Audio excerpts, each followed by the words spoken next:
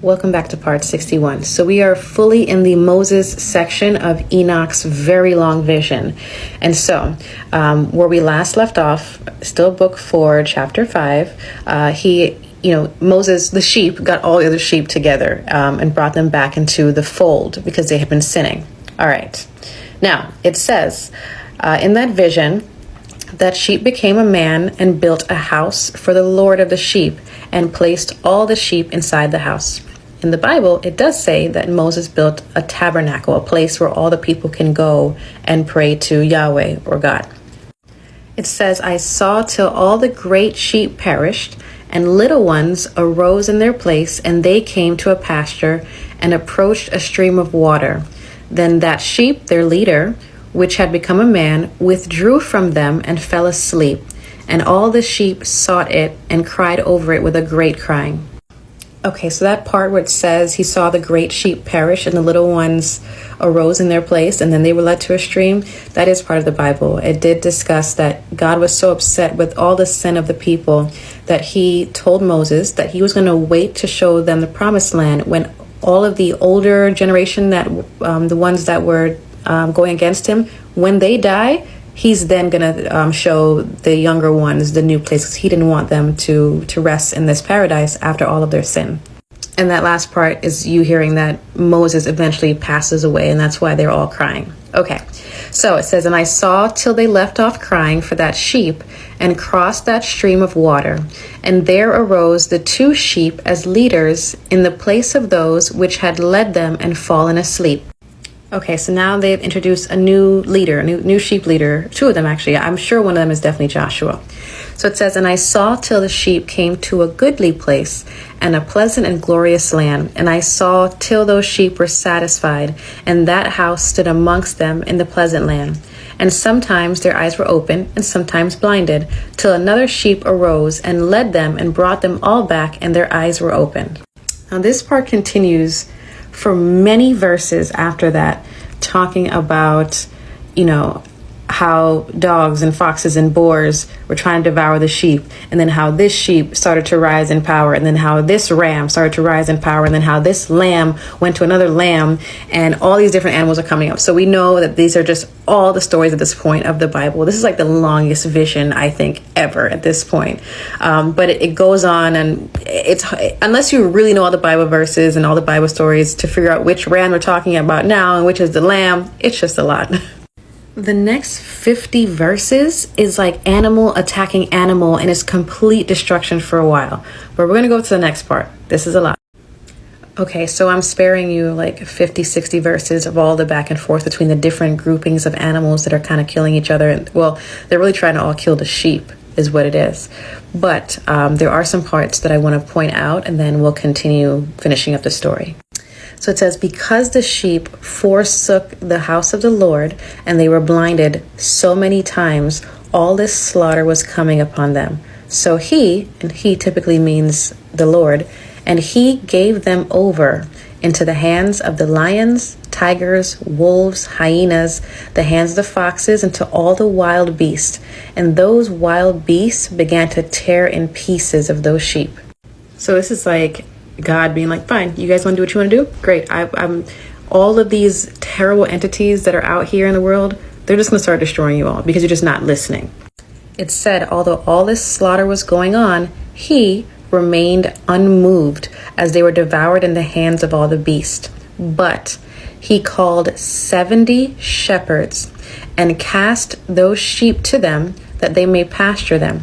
And he spoke to the shepherds and said, let each individual of you pasture the sheep henceforward, and everything that I shall command you that do it.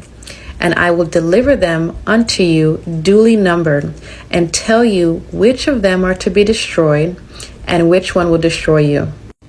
So very interesting, because all the people of God are doing all this sinning, and they're just being destroyed because of it, and God is watching the destruction until he finally says, fine, I'm going to appoint 70 people, 70 shepherds that need to lead these people. But in this, he tells these shepherds, they're yours. I'm dividing them up amongst you, but I will tell you which of these people are allowed to be destroyed and I will also tell you which one of these people might destroy you. Now, my research did show that Jewish tradition refers to the global humanity as 70 nations. So I don't know if there's any historians that are out there, but apparently we were all broken up into 70 nations anyhow, even though there are 200 countries across the globe. Historically, Jewish tradition does specify that there are 70 nations. And here we are in Book of Enoch. God is saying, I'm making 70 leaders, lead these people properly. I also learned that Noah's original 3 sons that were on the boat with him, it is those 70 generations or 70 nations come from those 3 sons. And I am thinking that the separation came from the Tower of Babel when they were all divided up based on language and sent off into the region. So just things that I'm thinking right now. But God has a caveat for those 70 leaders, and I will tell you that in the next part. Okay, so we have learned in the last part that there are 70 shepherds that are being put over all these sheep. So 70 nations are being asked to lead the sheep. Now let's continue on, book 4, chapter 5. This is verse 100, because God has a certain command for somebody. So let's see. So God called another and spake unto him. I don't know who the another is yet, but I do know we'll find out later. Observe and mark everything that the shepherds will do to those sheep, for they will destroy more of them than I have commanded them. And every excess and the destruction which will be wrought through the shepherds, record how many they destroy according to my command, and how many according to their own caprice. Record against every individual shepherd all the destruction he effects, and read out before me by number how many they destroy and how many they deliver over the destruction, that I may have this as a testimony against them, and know every deed of the shepherds, that I may comprehend and see what they do, whether or not they abide by my command which I have commanded them. But they shall not know, and thou shalt not declare it to them, nor admonish them, but only record against each individual all the destruction which the shepherds effect, each in his time, and lay it all before me. So what is that saying?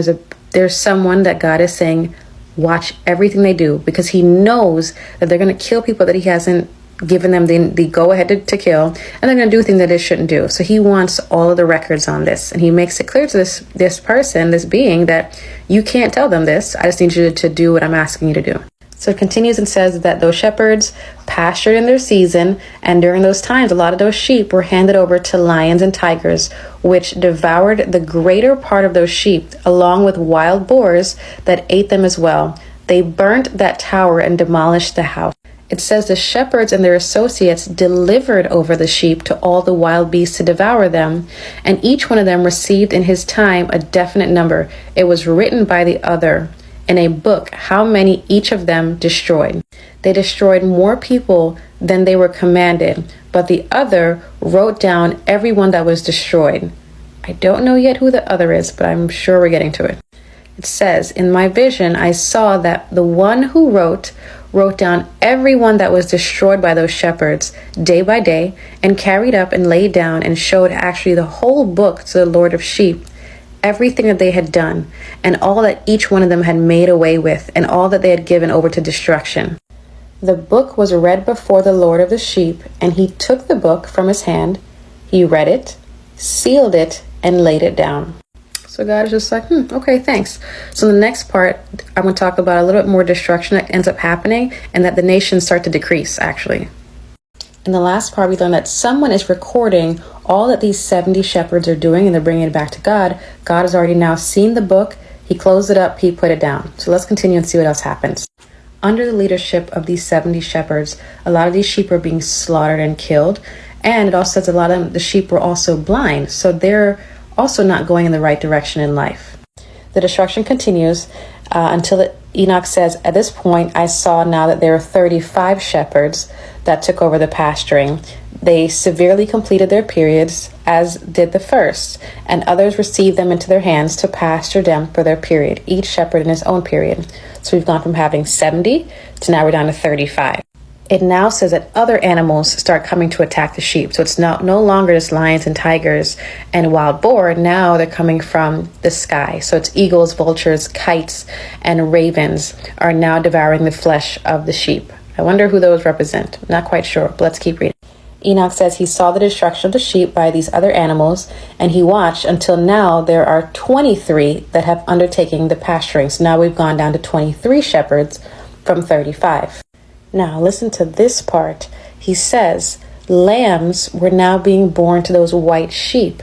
Their eyes were open and they could see. So they started to cry out to the sheep. However, the sheep's eyes were still exceedingly blind and they were exceedingly deaf. They could not even hear their own lambs cry to them. So a raven flew upon the lambs, so baby sheep what we're talking about here, and took one of the lambs and dashed the sheep in pieces and devoured them. Then I saw horns grow upon these lambs, and the ravens cast down their horns. And I saw till there sprouted a great horn of one of those sheep, and their eyes were also opened. It looked at them with its eyes open, and it cried to the sheep. And the rams saw it, and all ran to it.